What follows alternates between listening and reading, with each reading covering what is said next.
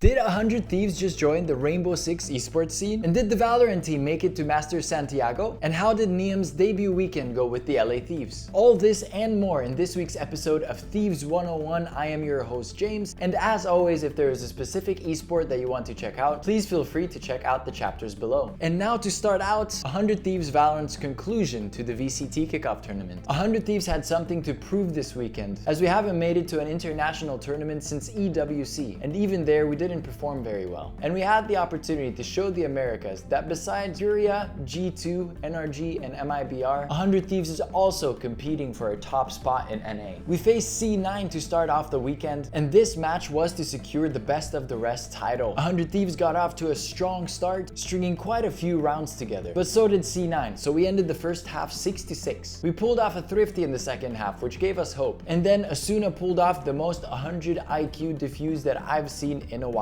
Body blocking to stay within defuse range despite the Astra Comet. Check it out. Saturate there, Roxy those found his. That's the way laid down. Here's Gravwell. Oh, clever. Oh, the body block. No, you can't be serious. What am I watching? 100 Thieves. The dirtiest of dirty thrifties out of absolutely nowhere.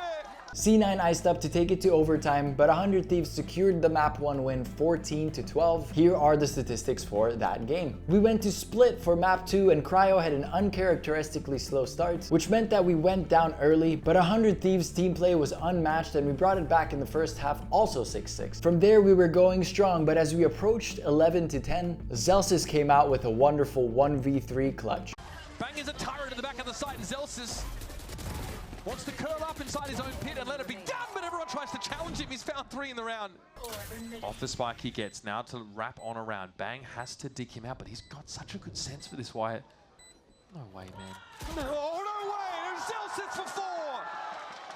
And that powered Cloud9 to a 13-11 victory on map 2, which meant that we were going to a map 3 abyss. 100 Thieves decided to play a crazy post-plant comp with Tejo and Astra and absolutely demolished C9 10-2 in the first half, and Vora was absolutely popping off. It's time to call for a little pause over on C9. He's so close. Oh my god. Let's go! The stream actually showed an interesting statistic, as 100 Thieves has won 34% of their pistol rounds up to that point. But this time, when it was really needed, they actually won the pistol round. And from there, C9 absolutely lost the plot, starting to run into 100 Thieves crosshairs. And we took home map 3 13-2, and with that, we took home the series 2-1. Solid performance from the boys. This set us up perfectly for our rematch against NRG. Now, we gave them a good fight in the middle bracket, and we were hoping that we could replicate that this time around. But oh boy, that Pearl map 1 was hard to watch, and that was our map pick. We lose the pistol round, conversion, and the bonus both times. I mean, that just can't be happening at this level if we have ambitions above 5th place. We lose the map 13-3. There's not much to say on this one. Mada was definitely the better duelist in this matchup, and unfortunately Asuna had a stinker with his Valentine's Day score of 2 and 14. Our only highlight of this map was Cryo's 3-piece clutch with a bulldog. Here it is. Planted. Hold on. Snappy Cryo! He's gearing up, trying to take these fights. Interceptor active. Attack waiting for it. Ethan pokes out, trying to get the acknowledgement that this isn't happening. Cryo onto half already. It's a win con earn, and now he just needs the clean fight. It's Ethan jiggling. Evolution's out to Salvo. Ignored! And Cryo! It's pure brilliance on display. So we swiftly move on to Abyss map 2, where we smoked C9 the day before. So far we were 0-3 on pistol rounds, but at least this time we got the bonus. Unfortunately, we still weren't able to win the first half, losing 7-5. Then a miracle happened. We won pistol round and conversion, which meant we brought it back to 7-7, and then collapsed, losing 13-8, which meant we lost the series 2-0, and with that placed 5th in the VCT Americas Kickoff Tournament, missing out on Masters Santiago. I feel like everybody performed okay on this map. We had a chance, but NRG was so confidently in the driver's seat this entire series. Here are the statistics for this series. The truth is, even as I was watching this series, there's just such a big gap between 100 Thieves and the rest of the top 4. I don't know how we're gonna match up in the future, but here is my hope.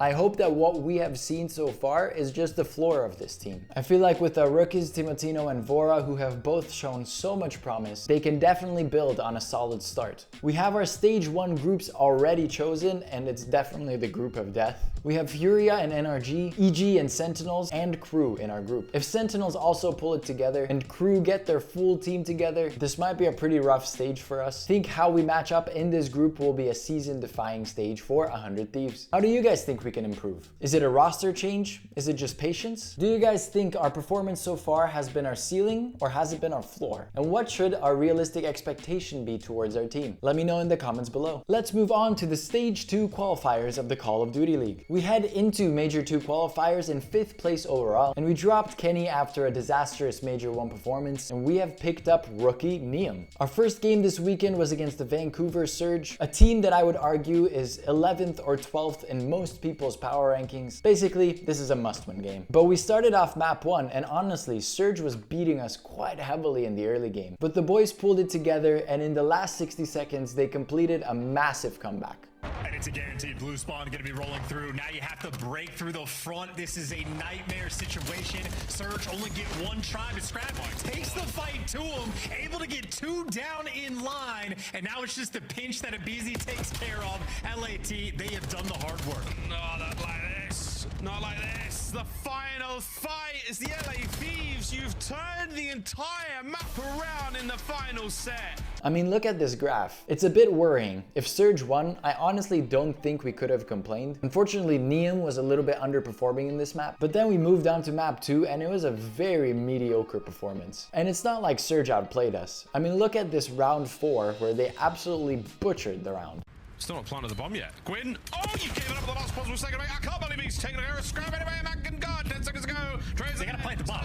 Miles, they have to plant the bomb. If they don't plant the bomb, they're gonna lose. Just get them off the bomb. What are they doing? Wow!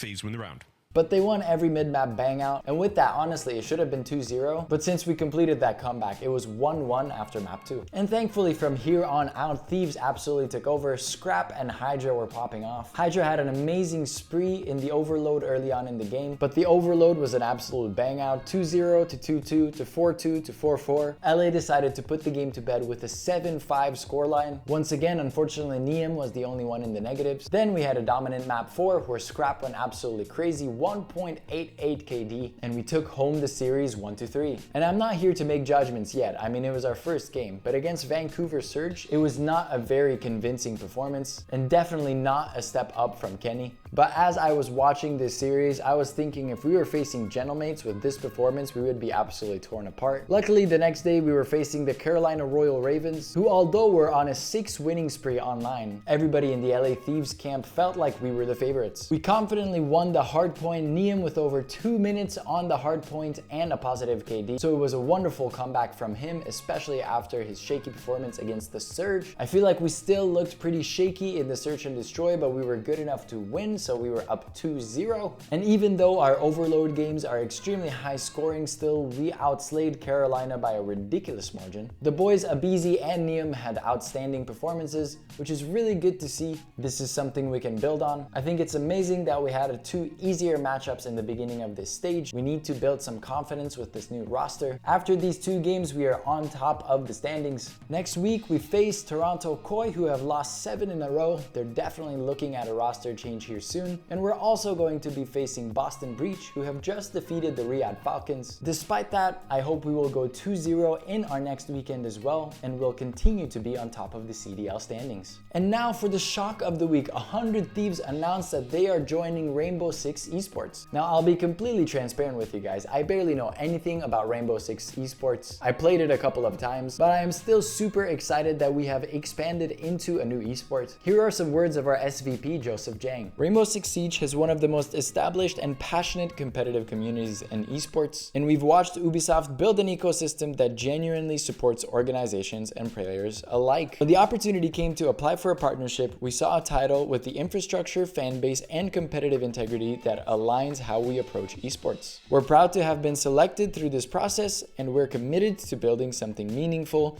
in the community for years to come. 100 Thieves will compete in the North American League, NAL, beginning with the 20 2026 season. I'm excited to learn more about the esport. I'm excited to see what roster we are going to sign. Personally, I love that we swapped out titles like Street Fighters and Teamfight Tactics for the likes of Counter-Strike, Marvel Rivals, and Rainbow Six. The two games that are left on my wish list at this point are a comeback into the LCS and maybe a little bit of a Rocket League expansion would be exciting. But let me know, are you guys excited about this news? Who should we sign into the 100 Thieves roster? And if you guys could choose, what other esports would you like 100 Thieves to join? Let me know in the comments below. And that's it for this week's news. We have so much to look forward to next weekend. Our Counter-Strike team is making their LAN debut. This is our group on screen. We are going to be kicking off the weekend playing against Ninjas in Pajamas, and then we play against Bestia and Monte.